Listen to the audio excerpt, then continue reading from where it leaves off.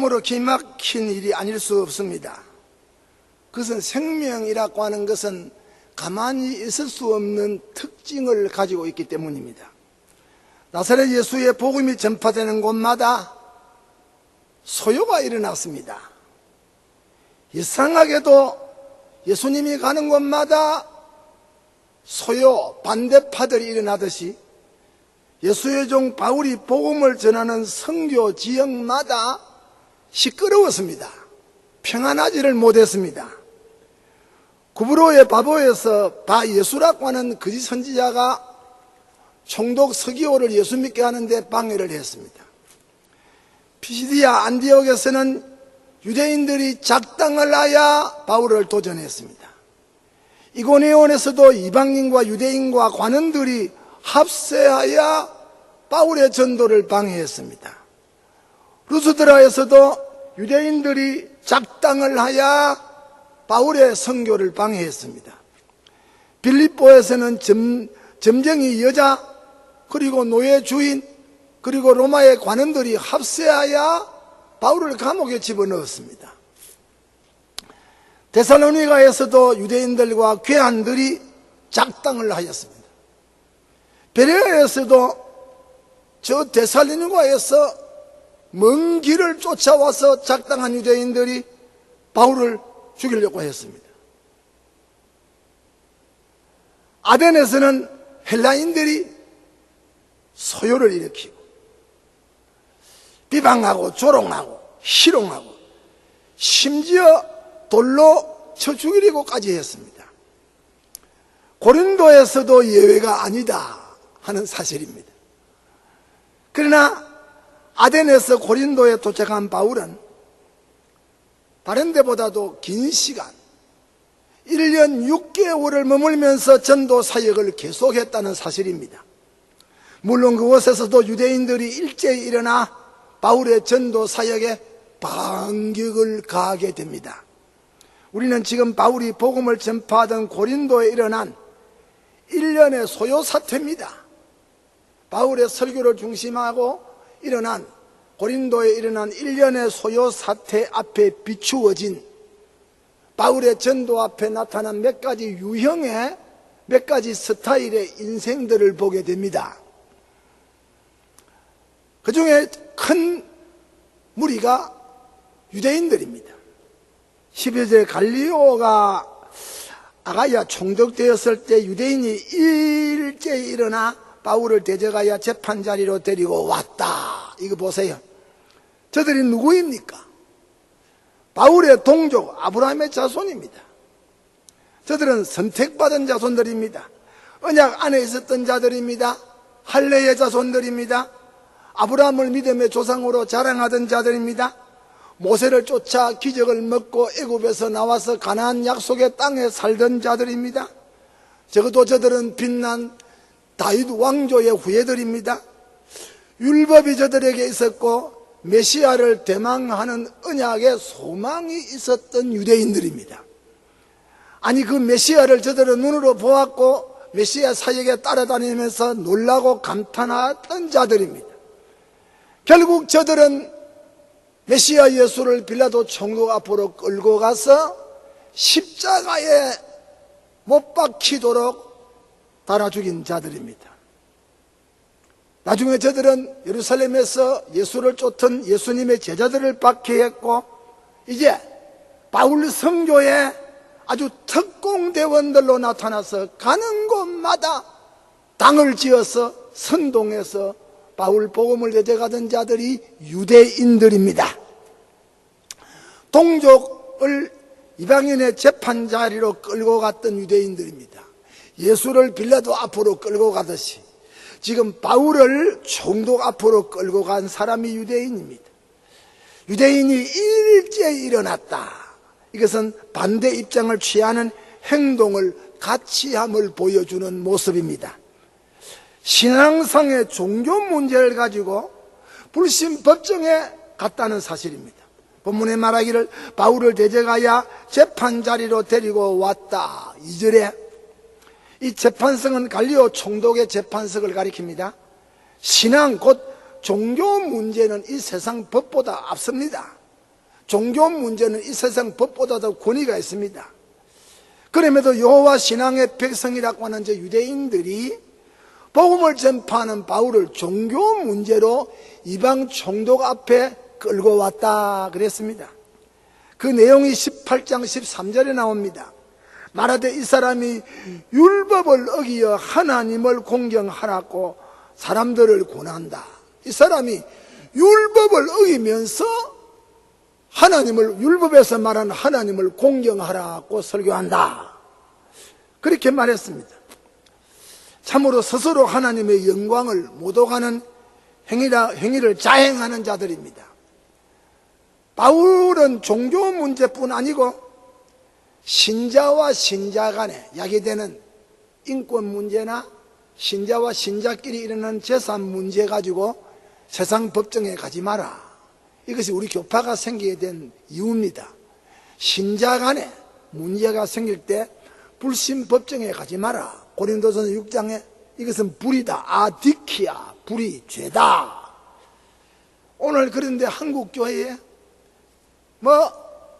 교단마다 교회 문제 가지고 여러분 교회 또 교단 문제 가지고 재판석 세상 법정에 가서 법관들을 얼마나 괴롭힙니까?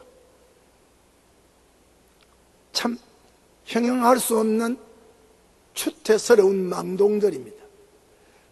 교회 안에 생긴 문제는 교회법, 세상법보다도 앞서고 권위 있는 하나님의 법을 가지고 재판해야 됩니다. 그런데 여기에 유대인들은 예수를 빌라도 앞으로, 바울을 총독 앞으로 끌고 갔다. 폭력 행위를 감행했습니다.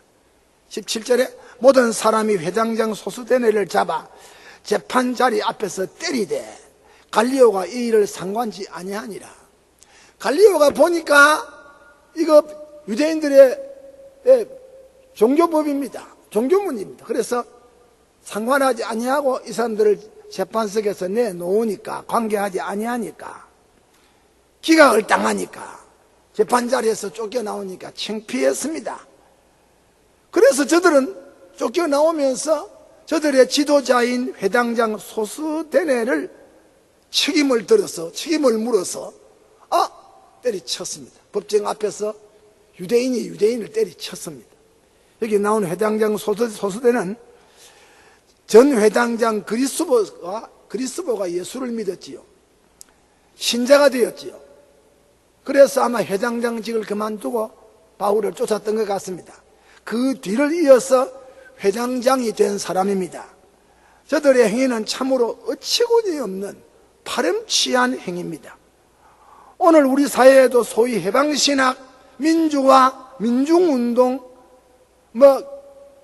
참 입으로 형용하기 어려운 여러 유유상종하는 집단들이 여러분 극심한 종교 공해를 일으키면서 구타까지 불사하는 이런 망동들이 일어나고 있습니다. 종교를 빙자한 어떤 종류의 폭력이든 그것은 망조올시다. 금을 쓰는 자는 금으로 망한다고 하는 주님의 교훈이 시퍼렇게 살아있지 않습니까? 그 다음 바울의 선교 도상에 고린도에서 총독 갈리오가 있습니다. 12절에 갈리오가 아가야 총독 되었을 때 그의 본 이름은 마크스 아데우스 노바티스입니다. 저 유명한 스토아 철학자 네로의 스승이었던 세네카의 동생입니다. 그의 가게는 본래 스페인 사람이었습니다. 저 유명한 로마의 웅변가 갈리오의 양자가 되었지요. 아마 이러한 이유로 그가 아가야 지방의 총독이 되었을 것입니다. 나중에 네로 황제 때문에 세네카와 함께 정치적인 희생 제물이 된 가문입니다. 아가야 지방은 그리스 지방을 말합니다. 아야 총독이란 로마 정부에서 임명받은 그리스 식민 지역의 통치자를 말합니다. 우리는 아가야 총독이 바울의 선교, 고린도에서 바울 선교에 나타난 취한 몇 가지 그의 정치적인 처사를 보게 됩니다. 하나는 마치 정치와 종교, 국가와 종교 분리 원칙을 고소한 행정가처럼 보입니다. 14절 이하에 보면 바울이 입을 열고자 할 때 갈리오가 유대인들에게 이르되 너희 유대인들이 만일 무슨 부정한 일이나 괴악한 행동이 있었으면 내가 너희 말을 들어주는 것이 가하거니와 만일 문제가 언어와 명칭과 너희 법에 관한 것이라고 하면 너희 스스로가 처리하라. 나는 이 일에 재판장 되기를 원치 아니하노라 하고 기각을 했습니다. 그리고 저들은 그 재판장에서 쫓겨나왔습니다. 그는 로마의 법관으로서 월권 행위를 하지 아니하려고 처신했습니다. 유대인들의 종교 문제는 로마의 법을 가지고 적용하지 않겠다고 하는 현명한 처신입니다. 마치 국교 분리의 원칙을, 국교 분리 혹은 정교 분리의 원칙을 고소한 사람처럼 보입니다. 칼빈은 이러한 총독 갈리오의 처사에 대하여 직무유기라고 하는 말을 했습니다. 칼빈의 주장은 정치는 건전하고 선량한 종교를 보호할 책임이 있는데 갈리오가 바울이 억울하게 끌려온 것을 알면서도 자기 권력을 선용해서 종교를 보호하지 아니했다. 그런 의미에서 직무유기라고 하는 말을 했습니다. 일고를 요하는 말입니다만은 칼빈의 말일지라도 여기까지 갈리오 총독의 행정처사는 옳았다고 보는 것이 마땅합니다. 그러나 그에게는 직무유기의 과오가 있습니다. 17절에 보는 대로 유대인들은 저들의 고소가 기각을 당하자 울분을 참지 못하여 저들 회당장 지도자 소수대내를 때리쳤다. 재판장 앞에서, 총독 앞에서 소수대내가 매를 맞고 있는 것을 보았습니다. 그런데도 치안행정의 책임자인 총독이 이것마저 방관한 것은 분명히 직무유기입니다. 갈리오가 이 일에 상관치 아니했다 그랬습니다. 자기 법정에 온 사람들이 기각을 당하는데 총독 앞에서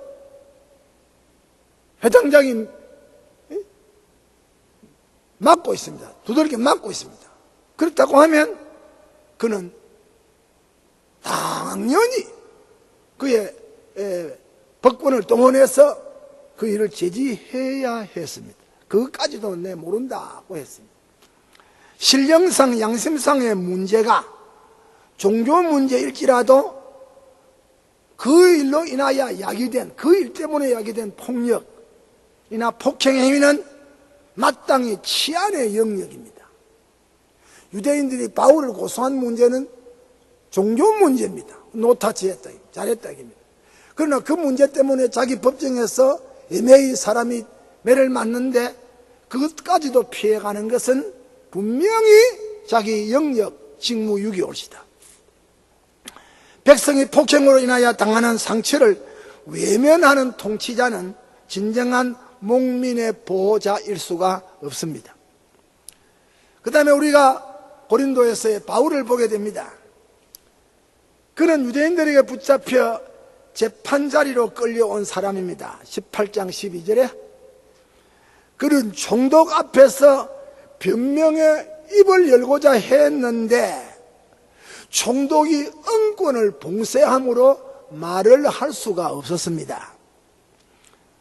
그는 분명히 역사의 광장에서 끌려오는 구경거리가 되고 죄인 아닌 죄인의 취급을 당하였습니다. 우리는 이런 경우에 바울의 처신에 몇 가지 교훈을 받습니다. 첫째는 주 안에서 살고자 하는 자는 복음 때문에 어디에서나 끌려가고 구경거리가 되는 핍박을 당한다. 복음 때문에 끌려가고 핍박을 당하는 것을 전도자들은 감수해야 된다 하는 내용입니다. 이미 주님께서 예언하기를 너희가 내 이름 때문에 임금들과 총독들 앞에 끌려가리니 가족과 이웃에게 너희들이 미움을 당할 것이다. 권력 앞에, 회당, 공회 앞에 종교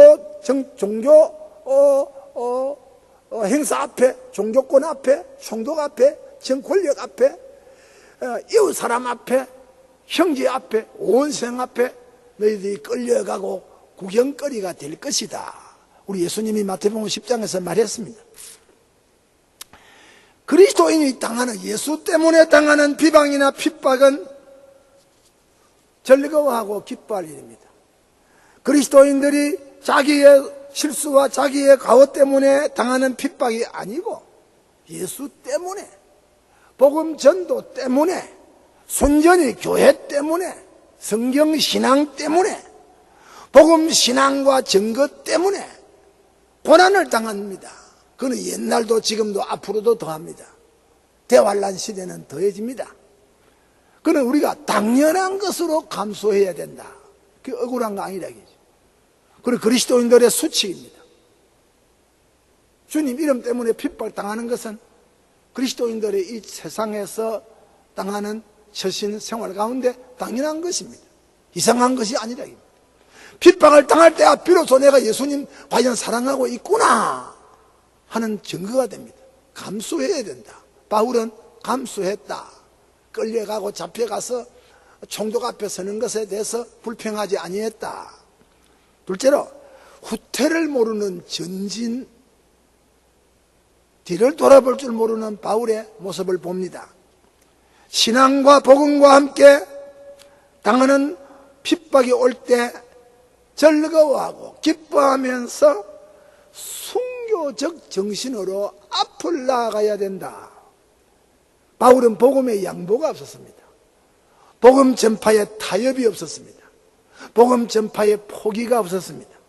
복음 전파 때문에 머물거리거나 핍박 때문에 타협을 하거나 후퇴하지 않았습니다. 아니 몰랐습니다. 오직 십자가의 표대를 향하여 나아갔을 따름입니다.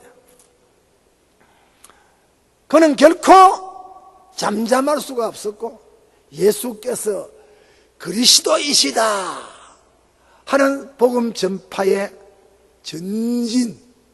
전진만 그의 걸음을 주장했습니다. 그의 입을 주장했습니다.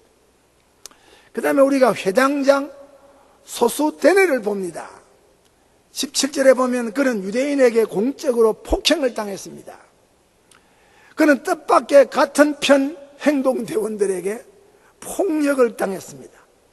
아마 바울 고소가 실패로 기각이 되자 소수대네에게 책임을 묻고 저들의 울분을 참지 못하고 회당장 소수대네를 때리쳤습니다. 우리는 이러한 소수대네에 대해서 불의한 일에 동참을 하면 화를 입게 된다는 것을 배웁니다. 유대인들이 회당장으로 하여금 바울을 데리고 총독 앞에 가자 할 때 유대인들의 억압에 못 이겨서 이 회당장 소수대네가 바울을 총독 앞으로 끌고 가는데 아마 리다를 했던 것 같습니다. 참으로 복 있는 자기는 악인의 꾀를 쫓지 아니해야 되고 죄인의 길에 서지 아니해야 되고 오만한 자리에 앉지 아니해야 됩니다.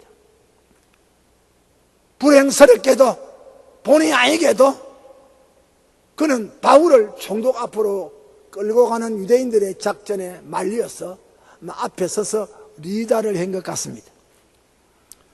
원치 아니했지만은 그는 불의에 동참을 한 사람이 아닙니까? 그런데 그는 예수 때문에 애매히 고난을 받는, 그래서 복 있는 자가 되었습니다. 사실 그날 회당장 소수대네가 당한 폭행은 바울이 당할 폭행을 대신한 겁니다. 그것은 예수 때문에 받은 고난, 폭행이라고 할 수 있습니다. 물론 자신은 그 이유 때문이라는 것을 몰랐습니다. 마치 구레네 사람 시몬이 억지로 끌려와 예수님의 십자가를 대신 지고 갔던 것 같습니다. 같은 겁니다. 그래서 그 일로 인하여 아프리카에 복음이 전파되고 초기 아프리카에 기독교회가 서지 않았습니까? 여러분, 회당장 소수대네는 그 일로 인하여 그는 그 후에 선배 회당장 그리스도처럼 예수에게로 돌아온 듯합니다. 신자가 된 듯합니다. 고린도전서 1장 1절에 보면, 고린도전서 1장 1절에 하나님의 뜻을 따라 그리스도 예수의 사도로 부르심을 받은 바울과 및 형제 소수대네는, 참 이상한 말이지요. 바울이 고린도 교회에 편지를 할 때 그 자리에 형제 소수대네가 바울 곁에 있었다, 이 말입니다. 바울이 쓰신 문안 서두에 소수대네가 나옵니다. 그렇다면 그가 그날 동족 유대인들에게 폭력을 당한 이후에 그리스도인이 되어서 그가 박해했던 바울의 동력자가 된 것이 아닌가. 멋이 있는 장면입니다. 여러분, 상록수에 푸르른 절개는 음동설한이 될 때 소나무, 대나무가 요새처럼 여름철에는 다 푸르니까 표가 안 납니다. 그러나 음동설환이 될 때 여러분 상록수의 그 절개를, 상록수의 그 싱싱함을 알게 됩니다. 우리가 사는 세상에서 평상시에는 다 예수 믿고 칭찬하고 핍박 안 하고 그냥 지나는 오늘 같은 때에 누가 예수 못 믿겠어요? 그러나 우리가 사는 세상의 가정이나 개인이나 어떤 그룹이나 회사나 나라에서 복음 때문에 문제가 일어날 때 다 사람들이 같은 행동을 취하지 아니합니다. 여러 유형의 색깔이 나타납니다. 그리고 여러 유형의 냄새를 맡게 됩니다. 고린도의 바울 선교 현장에 일어난 일련의 소요 사태는 바울과 바울이 전하는 복음 때문에 일어난 시끄러운 소요 사태입니다. 여기에 우리는 반기독자 유대인의 유형을 보게 됩니다. 총독 갈리오와 같은 정치적인 처세를 하는 사람을 보게 됩니다. 그리고 정교 분리의 참된 의미를 깨달은 자는 아니지만은 유대인의 종교적 문제에 대하여 말려들지 않고 자기 권익 보수에, 권익 파수에 자기 처신을 하는 이런 사람도 보게 됩니다. 그리고 억울하게 인권을 침해당하는 사람에게 그의 권한을 행사하지 않은 직무유기의 모습도 보게 됩니다. 그러나 바울과 함께 고난을 감수하는 전도자도 보게 됩니다. 복음의 소요 때문에 애매히 고난을 당하는 줄도 모르고 있다가 두들겨 맞은 소수대네는 그 이후에 신자가 되어서 바울과 함께 복음의 전선에 동참한 장면도 보게 됩니다. 분명히 총독 갈리오 재판석에서의 소요는 회장장 소수대네를 구원하기 위한 주님의 섭리적인 무대가 아니었던가. 성령님이 여러분에게 소수대네에게 주신 은총의 영을 부어주시기를 축원합니다.